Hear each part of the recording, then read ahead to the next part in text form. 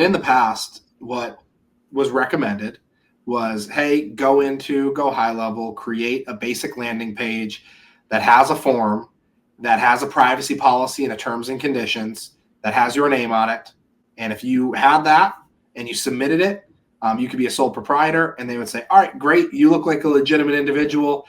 Let's go ahead and get you set up. And then, of course, marketers were in everything. A bunch of marketers were basically submitting these forms that did nothing as a compliant thing, as a real website, a real business.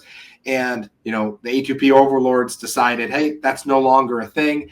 Now we need legitimate websites, legitimate forms, legitimate terms and conditions, legitimate privacy policies that have your business, your name, your texting phone number, your email, your EIN, your friendly and legal business name all throughout it.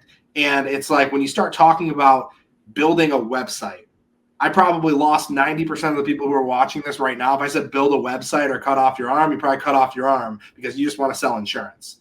So at the end of the day, it's like you have to go and have all of these things put in place. When we talk about domains, I just in the last handful of years started to learn about how these domains work and subdomains and CNAME and A record and all these different things that sound like gibberish, but it all has to be compliant. Matching domain name, branded domain email that matches your website. That is a legitimate website that actually does something, that has terms and conditions and privacy policy. Now, some of you guys are going, well, I can text fine right now. Well, what's happening is they're going back and they're auditing people who've been on these platforms. So whether it's High Level, Ringy, Phone Burner, Kixie, all these platforms all require A2P. And maybe you've been approved a year ago, 6 months ago, 3 months ago. It's not going to last forever. At some point, they will require you to be fully compliant, or out of nowhere, your phone number is going to be just shut off and you will no longer be able to text. What A2P does, A2P connects your name, your social security number, your EIN number to a phone number, because what was happening in the past is you would go and you would abuse a phone number, whether it was calling or texting. It would go to a spam folder. It would go to an undeliverable folder. And then what would marketers do? They'd go buy another phone number, and they do it again and again and again and again. It's like your credit report for texting and calling now, where now you can see the history of all the phone numbers. So if I come in and I abuse a phone number, that is now on my permanent record.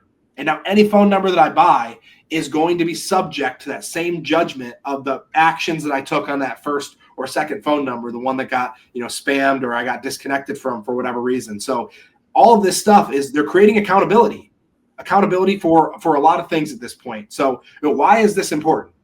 Because, TCPA compliance, just as one thing, there are people who go out and they're like the ambulance chaser type lawyers who are looking for websites and forms and opt-in policies that are not correct, that they can go and they can put their information into, reply stop, and then you resend them a text message and then them report you so that you can be fined thousands of dollars per infraction.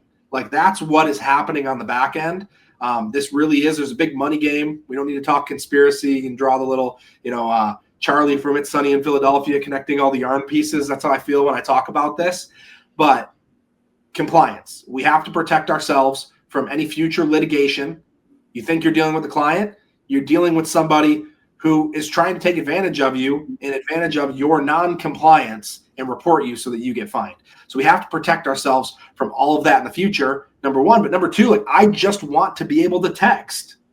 I want to be able to text. And in this world, right now, Josh, of your appointments that are being set, what percentage of them are being set via text message versus over the phone? I was just looking at that, about half, or 50 to 60%. So last month, I had actually 80 appointments that got set through AI texting or self-booked on my calendar, not set through a phone call. 80 appointments in a month. That's a lot.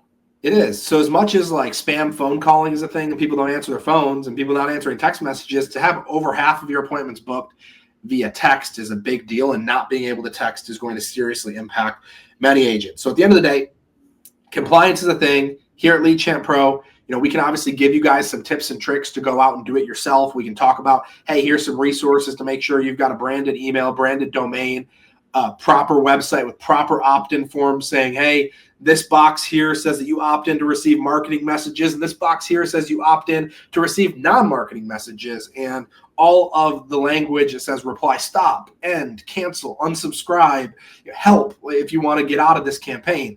All that stuff has to be in place. And if it's not in place, obviously we talked about some of the repercussions that can come. So you can take time away from selling to figure this stuff out, or we can help you. We can help you get all that stuff in place. So we're building for the future, trying to stay ahead of the curve, making sure all the agents are going to stay compliant. So on the A2P front, that is one of our major things that we're tackling and trying to get out ahead of, going for the absolute worst case scenario to make sure all agents are compliant and they have templated websites and emails and domains available for them so they can be compliant and they don't have to fear when they send out a text message that either one, they're going to get in trouble, or two, that text message doesn't deliver because their phone number got shut off.